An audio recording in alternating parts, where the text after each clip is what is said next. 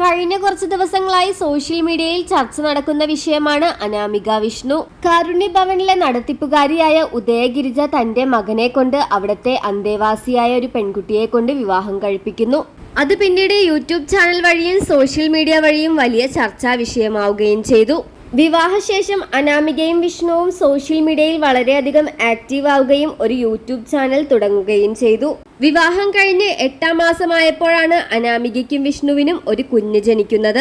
അവിടെ മുതലാണ് ഇവരുടെ പ്രശ്നങ്ങൾ തുടങ്ങുന്നതും. 9 മാസം പൂർത്തിയാകുന്നതിന് മുന്നേ അനാമിക പ്രസവിക്കുകയായിരുന്നു. അതാണ് വലിയ രീതിയിൽ സോഷ്യൽ മീഡിയയിൽ ചർച്ചാ വിഷയമാവുകയും ചെയ്തത്. അനാമികയ്ക്ക് 18 വയസ്സ് പൂർത്തിയായതിനു ശേഷമായിരുന്നു വിഷ്ണുവുമായുള്ള വിവാഹം നടക്കുന്നത്.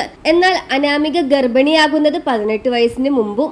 ഈ വിഷയം സോഷ്യൽ മീഡിയയിലൂടെ ആകെ രൂക്ഷമായതോടെ അമ്മയും വിഷ്ണുവും ഒളിവിൽ പോയി. ഓരോ ദിവസം കഴിയുന്തോറും അമ്മ ഉദയഗിരിജയെ പറ്റി വലിയ രീതിയിലുള്ള വിവാദങ്ങളാണ് പുറത്തുവരുന്നത്. ഈ ഒരു പ്രശ്നം വന്നതോടെ ഏറ്റവും കൂടുതൽ ഗുരുതരാവസ്ഥയിലായത് അനാമിക തന്നെയാണ്. കുഞ്ഞുമായി സ്വസ്ഥമായി ജീവിക്കാൻ അനാമികയ്ക്ക് ഒരു ഇടമില്ലാതായി.